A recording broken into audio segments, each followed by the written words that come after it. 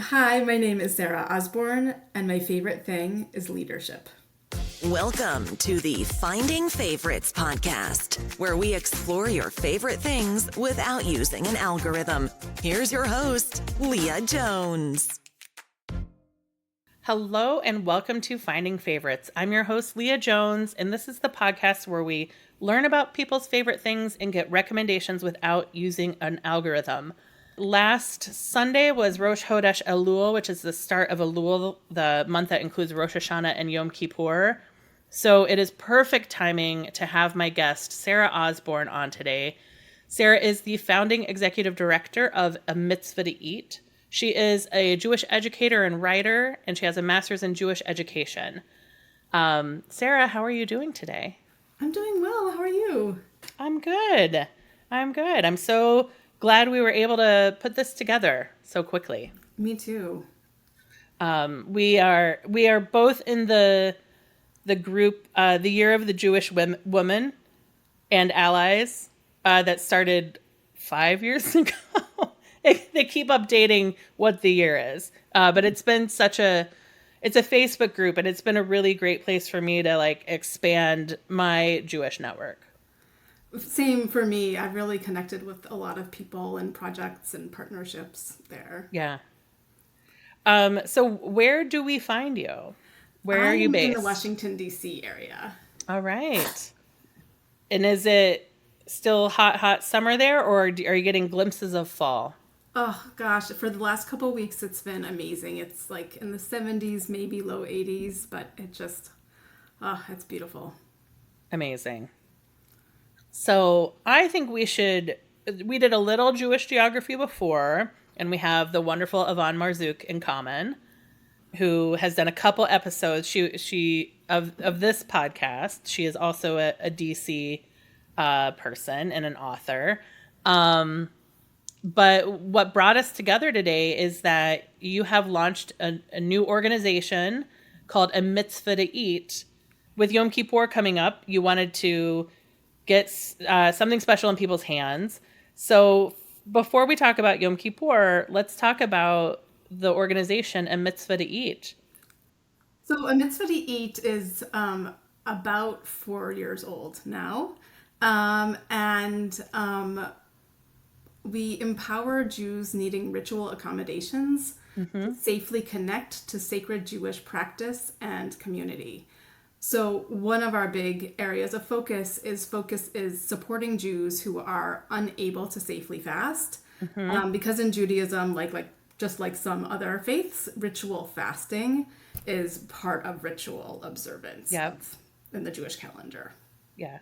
And the probably most commonly observed fast is on Yom Kippur. Exactly. This year it's on the evening of October 1st and ends at darkness on October 2nd. Yeah. I think it's really important. So I'm a cancer survivor. And so I have had years where I was having chemo. My chemo started a couple weeks before the holidays.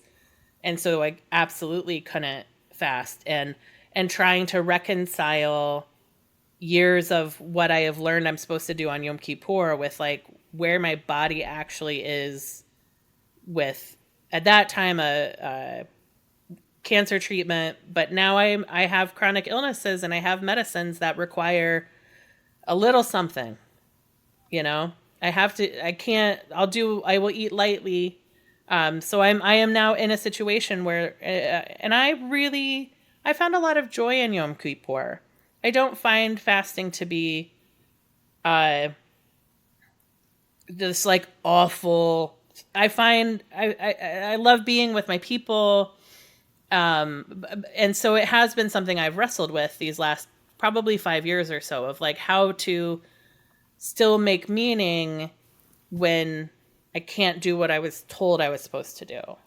Oh, well, that's so important that you would frame it that way, because that's actually really a lot of what the reasons for and the need for this work, is that so many people just like you learn about Yom Kippur as Yom Kippur is observed by Jews observe Yom Kippur by fasting, or, eating and drinking are prohibited on Yom Kippur, and get this messaging that for everyone, the practice, right, or the mitzvah, or the practice is to fast. But that's actually not accurate. In Jewish texts and Jewish teachings, right, starting way back, right, there are, in the Torah, in the Mishnah, right, like ancient teachings that of pikuach nefesh, that life takes precedence over ritual, right? We have teachings like these words from the Torah, v'chai bahem, live by them, which has been interpreted to mean that we live by ritual and not die by them. Like in the Mishnah, right, a sick person is fed on Yom Kippur, and right, even if like the doctor, the healthcare professional says like, I'm not sure that this person needs to eat, but the person says, yes, I do. Like you go by that. Or like if the doctor says you need to eat and the person says they don't, the person eats. So there's a strong tradition in Judaism that when fasting is unsafe, it is a mitzvah to eat. And that fasting is safe for many people, and for many people that's their practice. But when fasting is unsafe, it's a mitzvah to eat. But many of us weren't taught that. Right. And so I know for myself as well, I also sort of, it was taught to me with the kind of messaging that you're talking about. Like everyone's going to be fasting, or only the most extreme severe situations, like super, super rare, that someone would be unable to safely fast. And then when, like, for me, it became unsafe, I was like, well, wait, is this, like, am I sick enough? Is this having enough of an impact on me? Could I really eat, or nah? Right. Am I sick enough to deserve the accommodation for my religion? Right. Yes. And one of the big things that we're trying to change with a mitzvah to eat is that the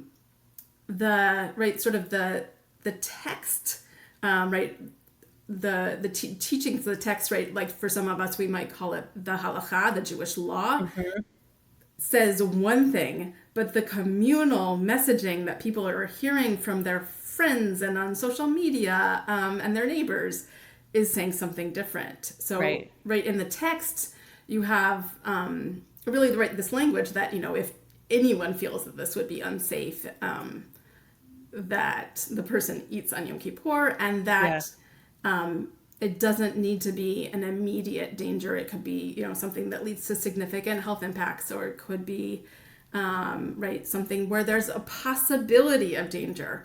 That's what the texts are saying.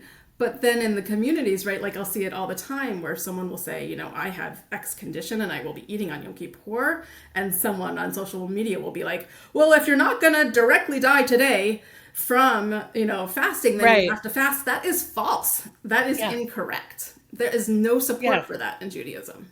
And I also think I have two thoughts. And so I'll say the one that came to me first, and then I will try and remember the second. But so I'm active in a Reform congregation. And so we do say, like when we're praying, we'll say, please rise in body or in spirit. Like if we make sure that people know if you need the physical accommodation, if you can't stand for the Amidah, it's okay.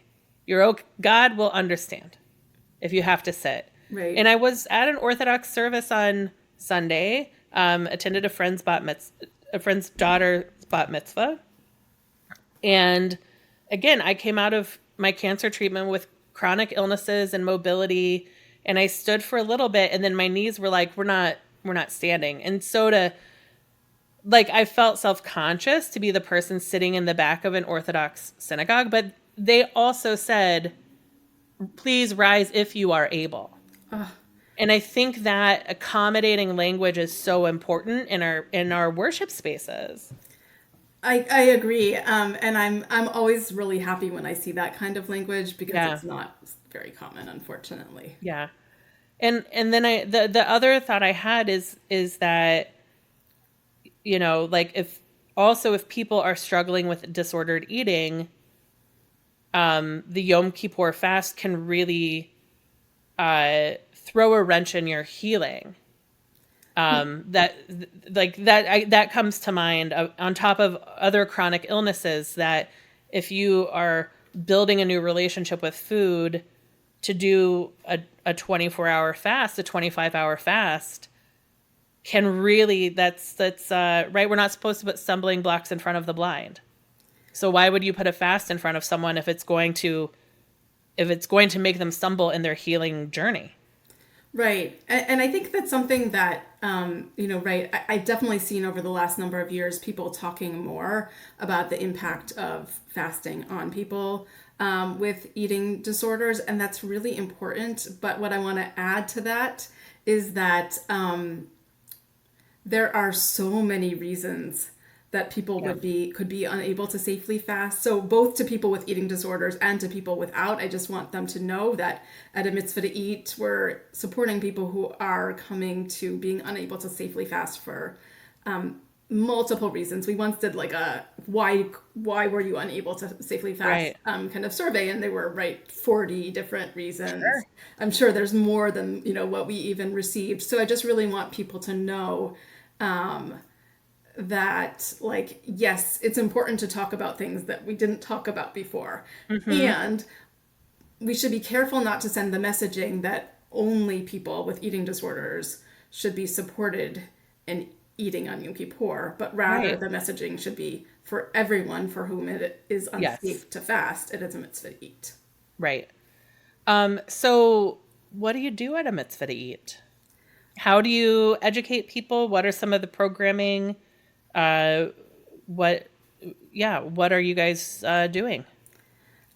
So we have two main areas of our work. We do peer support we have a peer support space on Facebook, and we also have online peer support gatherings. And then our resources, which really are everything from our website. We do a lot of education through and introducing new messaging through social media.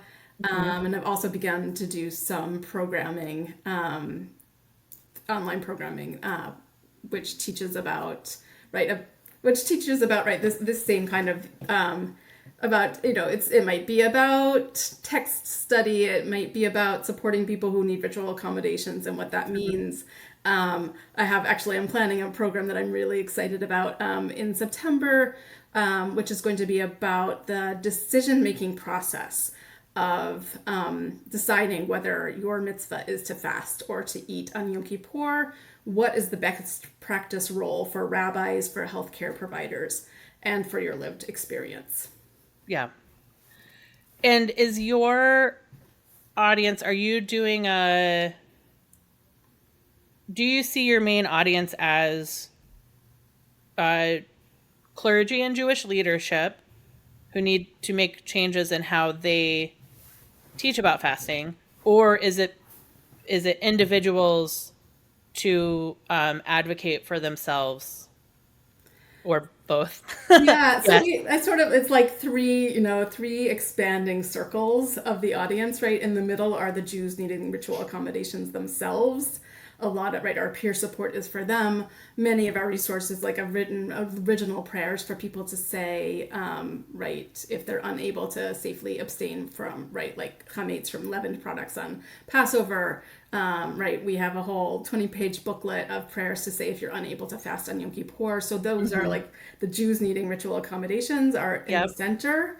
And then I'd say our second layer out is, people who might be, community members of Jews needing ritual accommodations, or family members or friends, sort of the people who are supporting the people on the inside. And then really the third level out is the rabbis, the clergy, the educators. Really, we'd like to get our messaging out to the Jewish world as a whole, because it just can make such a difference to someone's experience to have correct messaging, and messaging that really includes someone. If we say something everyone should be fasting today, then if you're unable to safely fast, you're either assuming oh, I have to fast, or you're assuming, oh, I'm not part of everyone. Right. Right. And what is the part of why we're talking today is that you do have a special, you've got a mailing, you've got a care package for Yom Kippur. Can we talk a little bit about that? Okay, so we're doing care packages as a perk for a donation to A Mitzvah to Eat. And I'm going to talk in a moment about what's in these packages and how who they can get them for, and all of the logistics. But I just wanted to share, I think, give a sort of a broader picture of what it can be like to be unable to safely fast. And I know, like, I knew it for myself. That's why I founded A Mitzvah to Eat. I knew what my experience was like, where, I knew that, like, someone even said to me, your mitzvah is to eat. I had a supportive rabbi at one point who did that. And I really found that, like, Yom Kippur came and I was not able to eat. It was like I had a number of years of really having, like, I think I'd say something, it took me something like over 10 years from when I was last able to safely fast until I had a Yom Kippur where I was safely able to eat, where I wasn't, like, still fasting for a lot of the day because, like, it was wrong to eat. And I knew that I came to that from my own experience, and also that I was hearing a lot of stories of people who talked about trying to fast or feeling shame or feeling alone. But it was really important to me that to have a better sense of how widespread those kinds of experiences are. And so we did some surveys recently of Jews unable to safely fast, and we found 85% feel shame, 86% feel alone on these ritual fast days. Yeah. 70% are still trying to fast. It's just right. We really see that that without this support, without this messaging that you're doing the right thing, when fasting is unsafe, it is a mitzvah to eat, that it is so natural for people to do what I did, right? Like, okay, I'm going into Yom Kippur, I am going to eat, and then it's like, oh no, it's Yom Kippur, I'm not going to eat. Like, what are you talking about? Sort of that feeling. And I think that many people also have experienced that for themselves, right? The 70% there, but not just the people who have experienced it for themselves, but also their family members and their friends. I think many of us know of someone where it's like, my like my elderly neighbor or whatever, clearly can't safely fast, and yet she's insisting, right? Or my mother-in-law or my grandfather or whoever it is, like, and I'm only, right? Or it doesn't have to be elderly people. It can be people of any age, right? Yeah. I know this person. Right. I think of my friends who have insulin pumps and type 2 or type 1 or type 2 diabetes. And it's so important to measure, food is an important part of managing your diabetes. Right. My friends, when they're pregnant or breastfeeding or whatever, I don't need a doctor's note. And I think that's important too, is like that, the ushers aren't actually, as you're talking about, I'm thinking like, man, should we set up like a quiet lounge where if people who want to step out and have their snacks, like what I was just thinking, I was like, what accommodations do we have for the people who do need to, like you want to participate in the prayer and you want to step out and have a snack, have a meal without being on display. It was just occurring to me like, I wonder if the people at our synagogue feel welcome to have that meal as needed. So that's so important. And I actually strongly believe this is something we believe at A Mitzvah to Eat, that every synagogue needs to have a designated, dignified eating space for those who are unable to safely fast on Yom Kippur. And when I say, dignified, I mean, this is not like, oh, if you need to eat, you go with, hang out with the toddler group.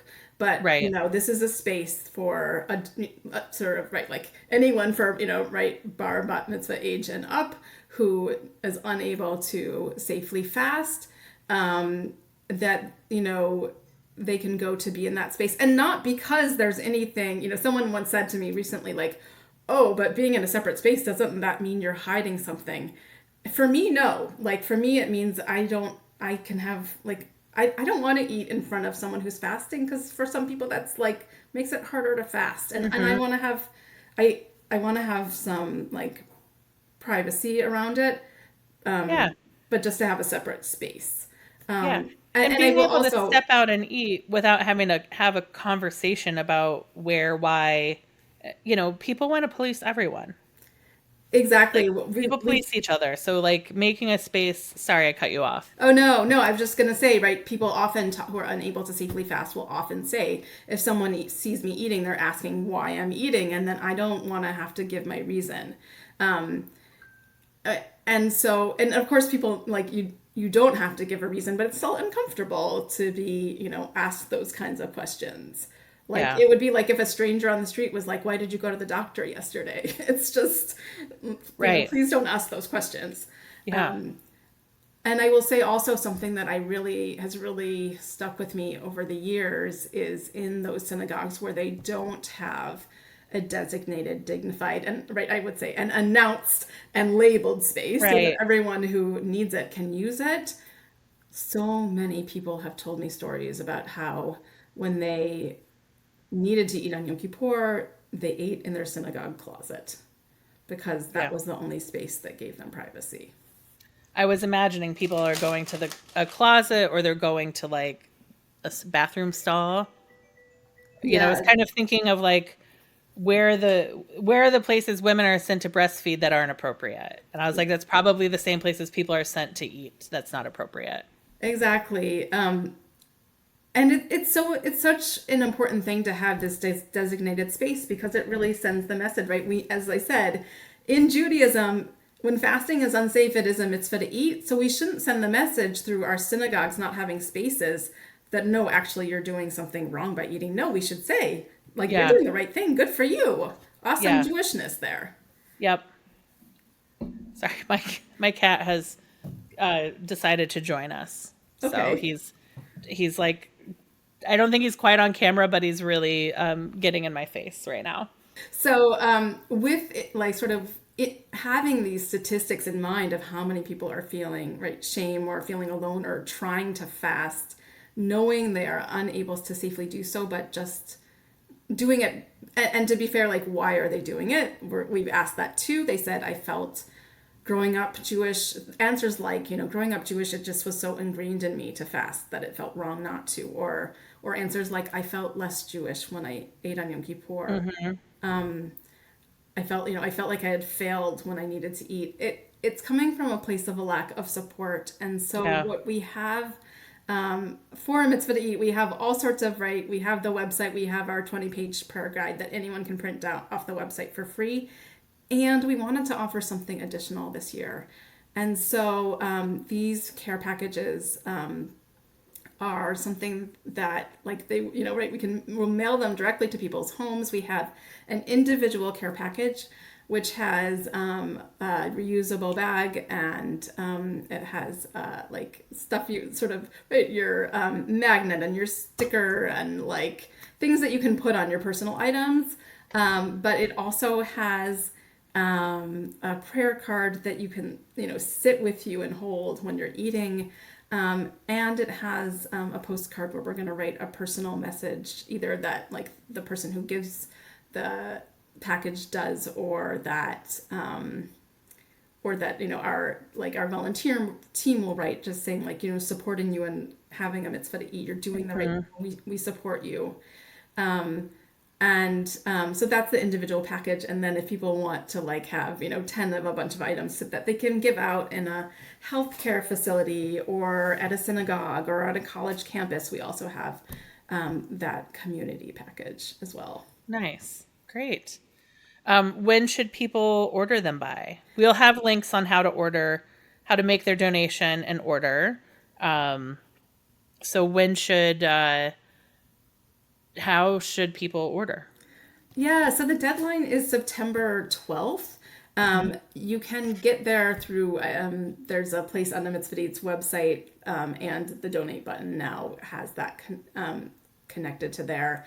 And that's just to allow us time to assemble and ship so you get it before Yom Kippur.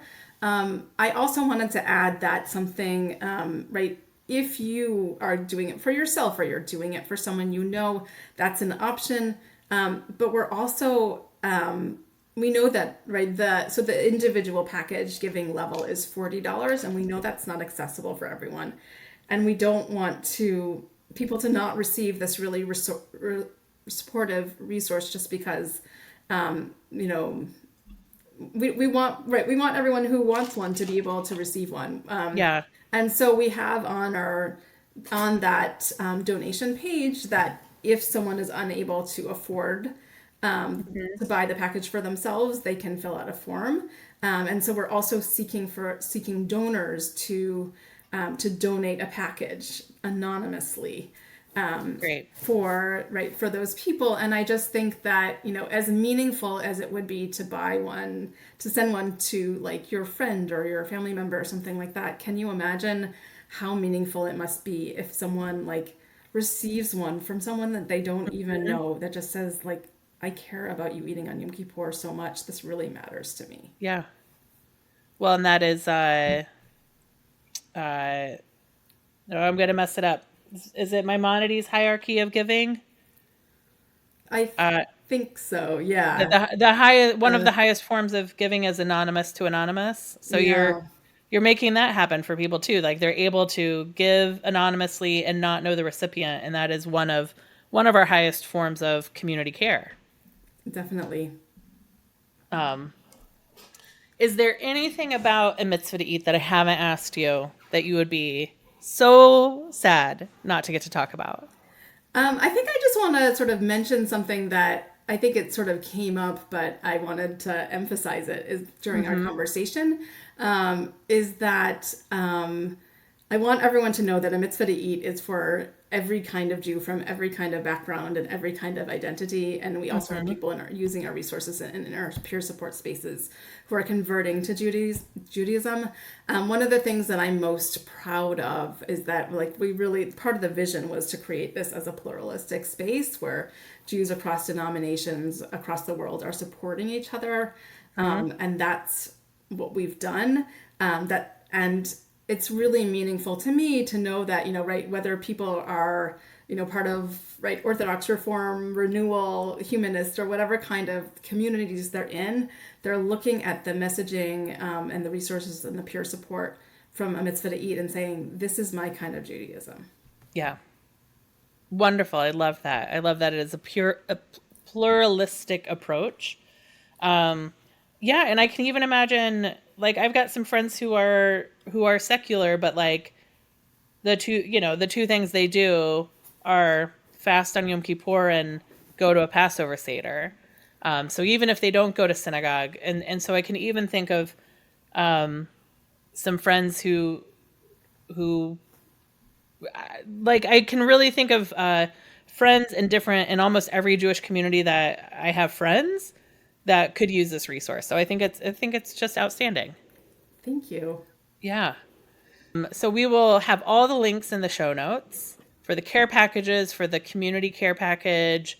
It'll have, the website has information on how to join upcoming gatherings. You have an online peer support gathering before Yom Kippur. You have your Facebook group. I'm really excited for people to get to know A Mitzvah to Eat. Thank you. Me too. Yeah.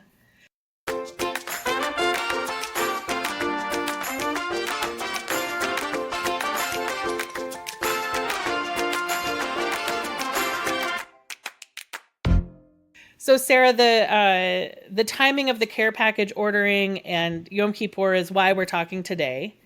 But also on Finding Favorites, I talk to people about their favorite thing. So what is it we're going to talk about this afternoon? So it took me a little while to figure out what I would share. And I sort of initially ran through my mind, what are the coolest things I have that I've, sort of purchased somewhere. Yep.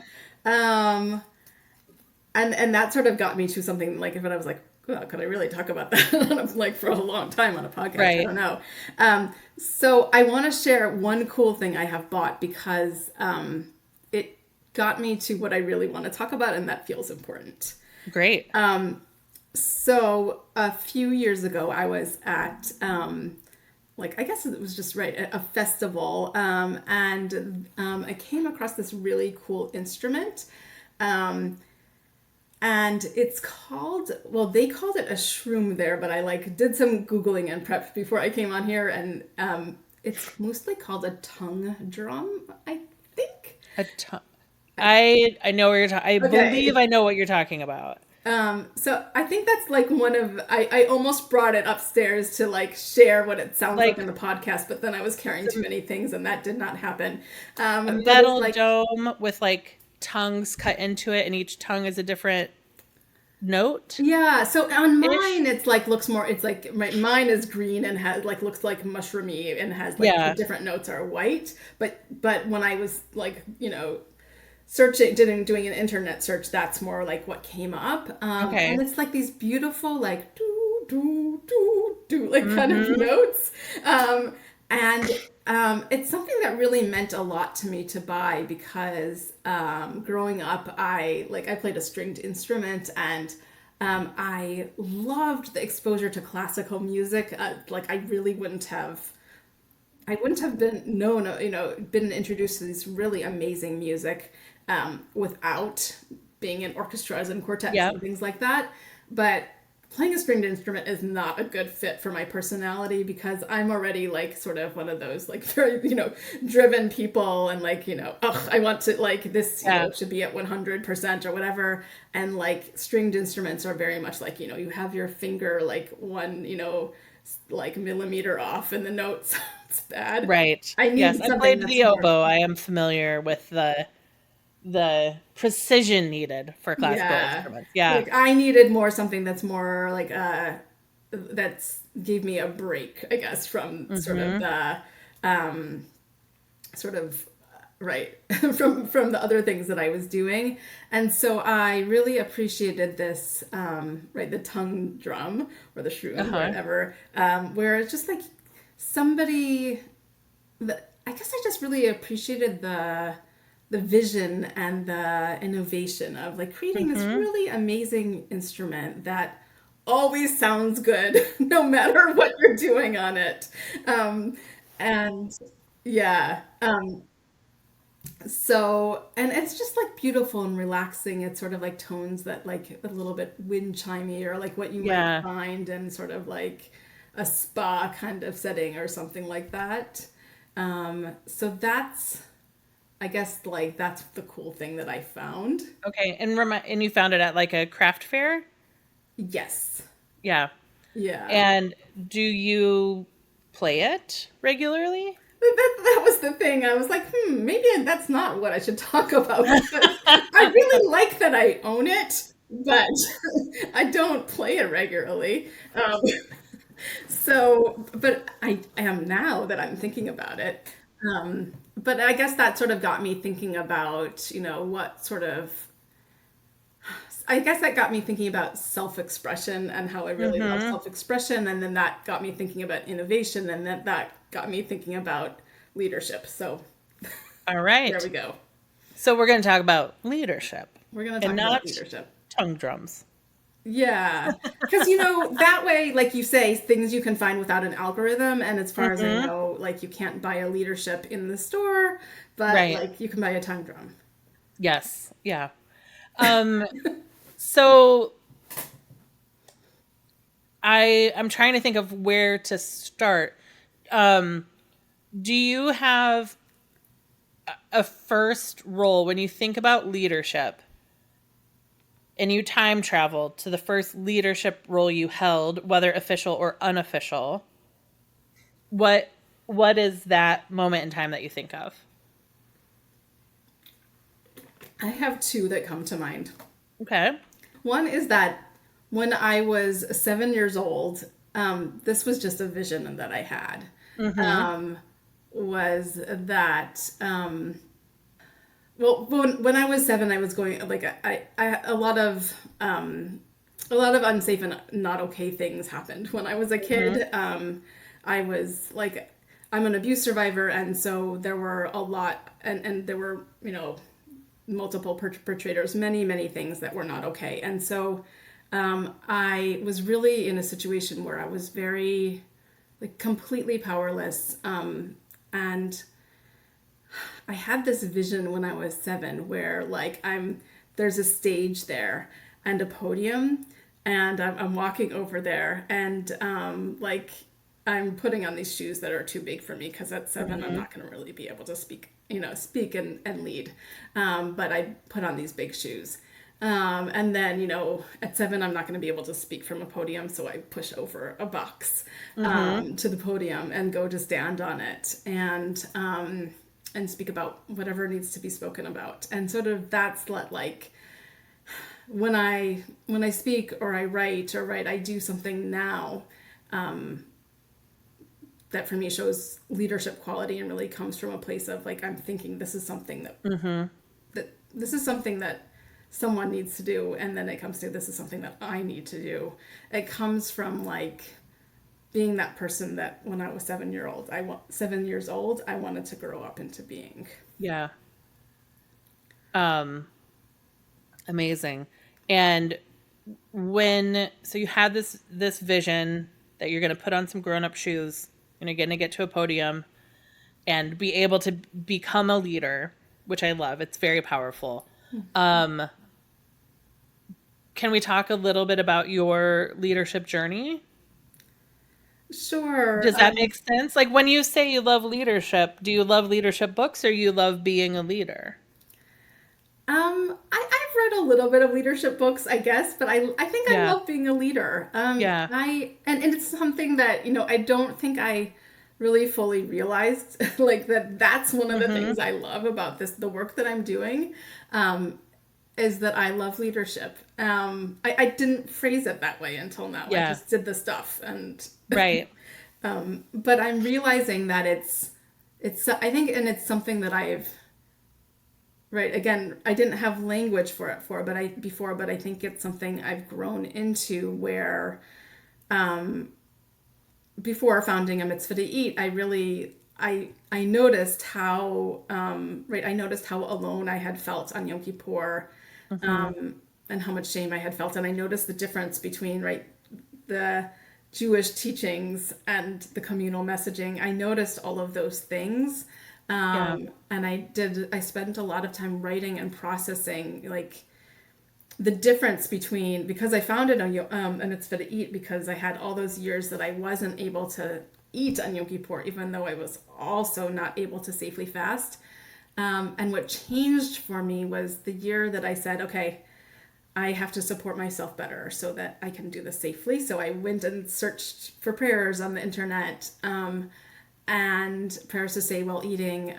I looked for community. I wanted someone to sit with me so that I could eat, and to know that I wasn't alone. And I asked a friend to write me a card and say that she supported me in eating on Yom Kippur. And all of those things just were transformative. When I looked for community, I found, I thought, maybe I'll find one person in my whole city or something, right? That's the way it's talked about. Like, this is very rare. It's very rare. We allow it in very edge cases. Exactly. Right. But then when I talked about it, I found, 5 people I was already friends with who were unable to safely fast. So it was really like, well, wait a second. Why is it like this then? Right? It's not, and right, what I knew that had happened before that, right, people would say, like, people had written articles saying, I was unable to safely fast and here's how I found meaning. That was important, right? It's not that no one had tried to, begin to address the issue, but not in sort of a really overreaching way that, for me, like, did what I needed, which was to feel community and feel like what I was doing was correct and holy. And so I really was looking around and I was like, where's this thing? I'm looking for a thing. Like, I'm looking for a community and for prayers and, like, some sort of organized initiative where I can connect to other people like this. and like, who's gonna do it? Uh-huh. And then Has it been done? Is it just have bad SEO? Is it just that I'm not finding the person who's doing it already? right. And it was really in that, like, I was not planning on starting a nonprofit. It's just in that moment I was like, okay, I can't believe no one's done this. It's really Yeah. needed. There's a huge problem here, and I know what the solution is. Right. And okay, I'm gonna do it. I think one of the things it brings up is that I think for people who aren't Jewish, Judaism can seem weird. Like we have all of these rituals and all of these rules, and that seem to outsiders to be very stuck in the past. And what you learn if you are involved in Jewish community, and specifically a leader in Jewish community, is you start learning all the ways that people are being creative in order to expand access to ritual, include more people in our Jewish life. You know, it makes me think of the mikveh in Boston, Mayim Chaim. Mm-hmm. I had a hysterectomy when I was 40. And one of the things I really grieved leading up to my hysterectomy was I was single, and I realized, like, I go to a Reform synagogue. I don't keep nida, but I was like, oh my gosh, this is a mitzvah is being taken, an opportunity to observe a mitzvah is being taken away from me, but I have to get this hysterectomy. And so I reached out to that mikveh, and they helped me design a last mikveh dip to celebrate before my hysterectomy, that I had my last period, and like that this chapter's one chapter was closing and a new one. So, you know, and that took people and women in leadership saying, this important ritual, this important part of Jewish life shouldn't just be locked away and mysterious. How can more people have access? And I think, especially if you're in, you know, DC is such a vibrant Jewish community, lots of synagogues and to choose from, and different ways to observe, that you're also like in a place where you can see the gap and build a new structure, formally or informally, to help the community in a different way. I don't know that was a coherent thought, but no, that's I mean, what I I'm think thinking right. about. For me, two of the things that I really that really resonated for me in what you said was the whole idea of innovation. That I think Jewish practice has been, that's one of like the main. That's one of the hallmarks of Judaism for me, right? When we look, at Judaism from, sort of from the very beginning to now, and right, some of the innovations were, things that no one could control, but many of like Judaism became all the richer for all the different places that Jews have lived, and the different ways that people said, like, I'm not gonna. I'm going to introduce this to my Jewish practice, and like, the things that we've picked up along different Jewish communities have picked up along the way. Yeah.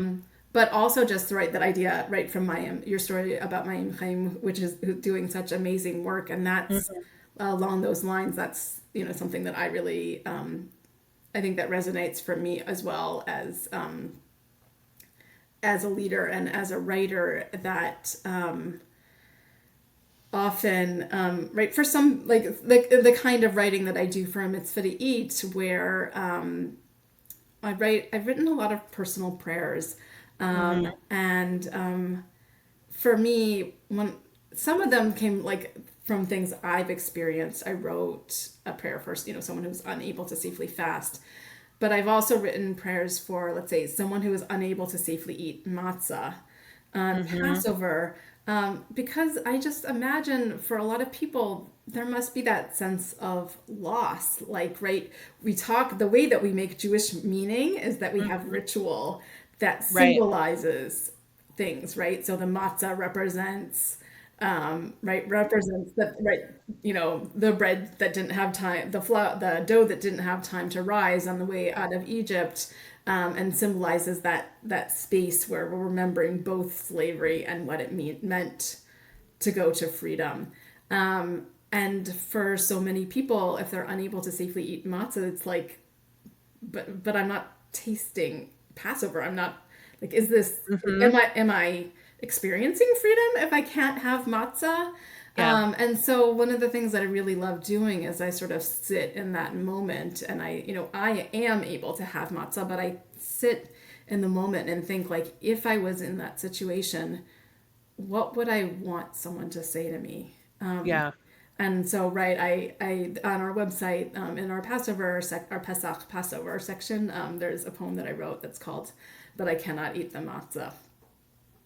It's so, I think that's powerful. And I think that, like, an important part of leadership is innovation, which feels, on one hand, like, on one hand, it feels very 2008 to focus on innovation. But on the other hand, like, it is so important to what we do. Is finding new ways to do old things, finding new ways to do new things. I came up so I converted 20 years ago and got involved in the ROI community within a couple years of converting. So I've had a pretty, like, unique experience as far as, like, I went to a number of ROI summits, and then, now 2017, I became a Wexner Heritage Fellow. So a few philanthropists in the Jewish community have really invested a lot in my Jewish leadership skills. And it's so interesting to me.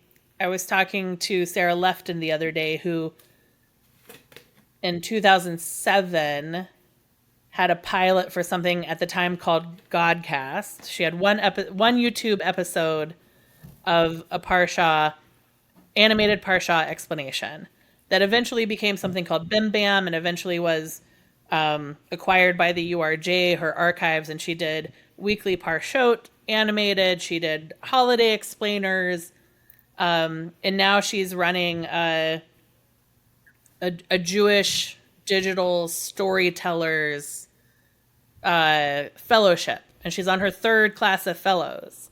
And it's just like, I was like, if we imagine where we were in 2007 in this tiny classroom in Jerusalem, where you had 1 3-minute YouTube video, and now it's like all this content and all these people and this incredible amount of impact.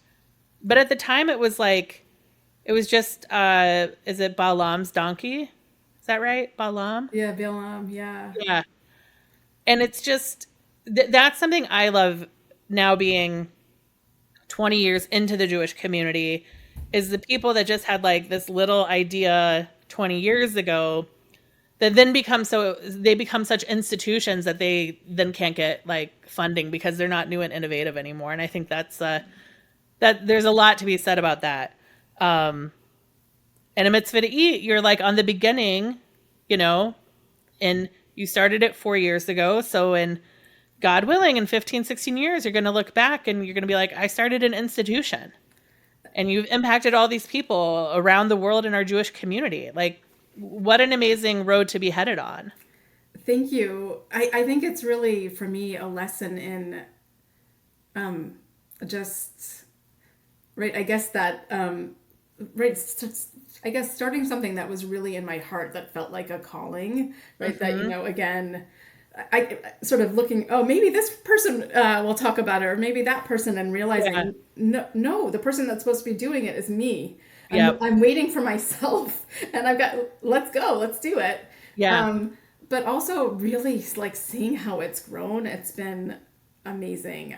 Really, the idea, like, I decided it in November of 2021, that, like, let's see what happens if we put a little bit of social media content up on Facebook and Instagram with new messaging and like just beginning to talk about the topic of being unable to safely fast and create a Facebook group.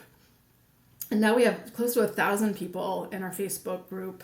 Our social media has really grown, and right, like sometimes one year a post about our Yom Kippur guide with prayers for those unable to safely fast, it reached 85,000 people on Facebook.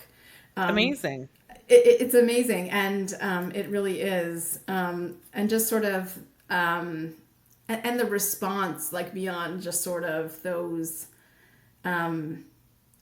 Right, the numbers are amazing, right? Our website has, we're still really beginning. We are still, like, we're looking for people who want to invest in a mitzvah to eat. We're still really, really in the startup stage still. And the website has been seen by thousands of people in 67 countries. Amazing. Just to really, like, I've really lost track of the number of people who have said to me, thank you so much. I'm so glad that this exists in the world. Mm-hmm. Do you have leaders that you look up to, whether you actually know them or not, or anyone that you that inspires you to keep doing this? I think there are certainly people that I respect who are leaders, but I think the one that I would actually talk about today is our mutual friend, Evonne Marzouk. Because I think, right, she, many years ago, she founded Kanfei Nesharim, a Jewish environmental organization. And I think in both, like, because she did that, I was like, well, if a friend of mine can start a nonprofit, maybe I could do that. And also just her more recent work based on her book, The Prophetess, and like some of the really beautiful writing that she has in there where she talks about the idea of growing into your gifts and how each of us has gifts that we might not even know of yet or we might not recognize as gifts. We might just think, oh, I'm just like, oh, surely everyone can do that thing. But it's not true. Each of us does have our own gifts. And it's just this really beautiful idea of growing into your gifts. I've been very, like, I think encouraged and supported by my friendship by my friend Evonne. I just, she's someone that I see that way. Yeah, it is remarkable because I think she had a project before the nonprofit, a different environmental Jewish project, because we were roommates at our first ROI and we didn't meet each other until like the third day, and we were sharing a hotel room, but like either one of us would go to bed earlier than the other, or like we just like our paths didn't cross until we had been sharing a hotel room for 3 days. It was very funny. But yeah, I think her work in both environmentalism and the growing into your gifts work with the prophetess, and working with bat mitzvah students, daughters and mothers, different groups. She's done so much to make that book accessible to different people and to give it a life beyond publishing day. It's really impressive. Yeah. And again, I think for me, one of the things that I guess it helps me grow into sort of this, like the idea of myself, into my own strengths and my leadership is just this idea. I think I often thought like, oh, writing and publishing or being on podcasts or founding nonprofits, like that's for the people who, I don't know, that like I'm over here and those people are over there, and I could never do any of those things. And I think just having like seeing that she does it for me, like it's like, oh, okay, actually I could do those things. I have now done those things. Yes. Yeah. There's a new show on Netflix called Long Story Short. Have you heard about it? No. It's it's a 10-episode adult animated show by the founder of BoJack Horseman. It is the most Jewish thing ever made for TV. It tells the story of a Jewish family, three adult children, but like it time travels back to the 90s and up to present day. And one of the episodes is about the mom being honored at the JCC for her leadership in the community. And the kids are like, Mom is the worst. Why are we here?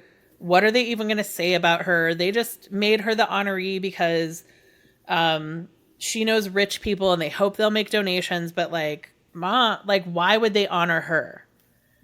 And then it's speech after speech of like all of people showing all of the amazing things that this mom had done when she was outside of the home volunteering and being a leader. That's like invisible to your children.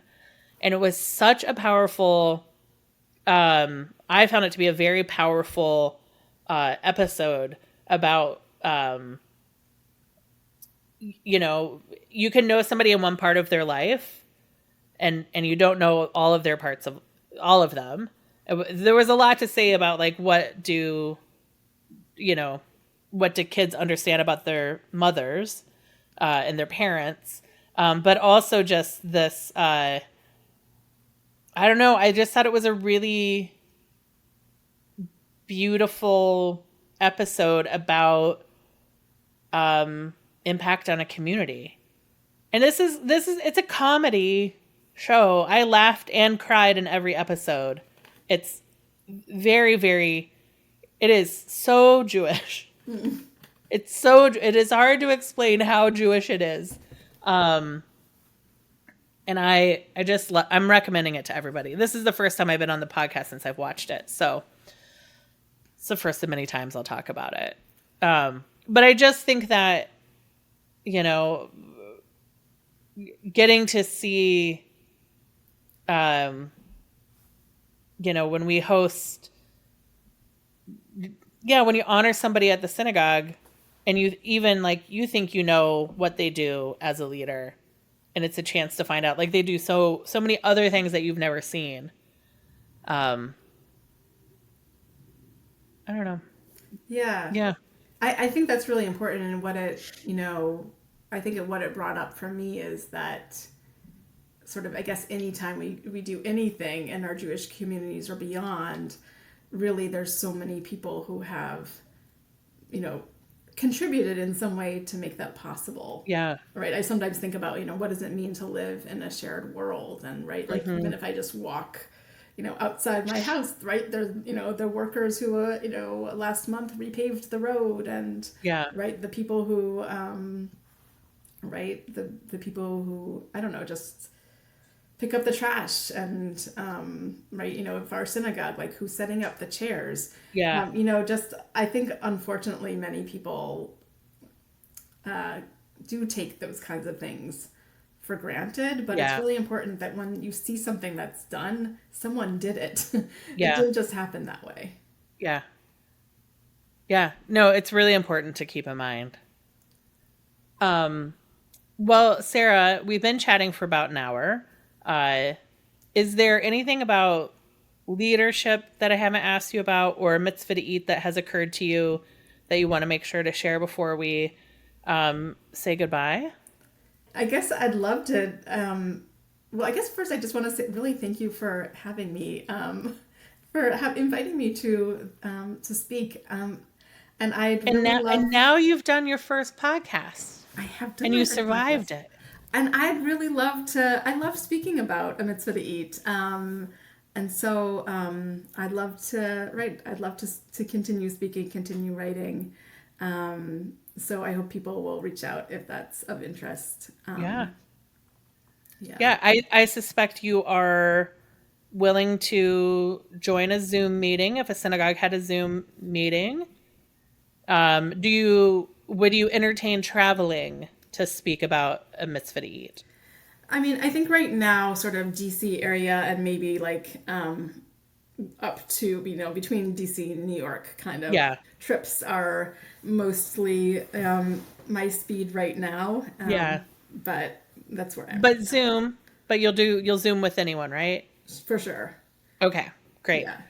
Yeah. Yeah. So friends who are involved in synagogue leadership or different Jewish circles, we will have all the links to A Mitzvah to Eat. The deadline is September 12th for the care package specifically for Yom Kippur. But September 12th is not the deadline for getting involved in A Mitzvah to Eat. Right. Just for This the is care particular. packages. All of Yeah. the resources are always on the website. Yeah. Amazing. And where can people find A Mitzvah to Eat on the internet? The website is just www.amitzvah.org, and we have the H in mitzvah. And then we're on Facebook and Instagram, a very small following on LinkedIn because it's just a lot of platforms to juggle right now. But you can find us there, and we occasionally post something. Yeah. So those are our main spots. Amazing. Well, Sarah, thank you so much for joining me today. This has been a lovely conversation. It's so good to get to know you. Thank you. Thank you for inviting me. It was lovely to talk to you. Thank you for listening to Finding Favorites with Leah Jones. Please make sure to subscribe and drop us a 5-star review on iTunes. Now, go out and enjoy your favorite things.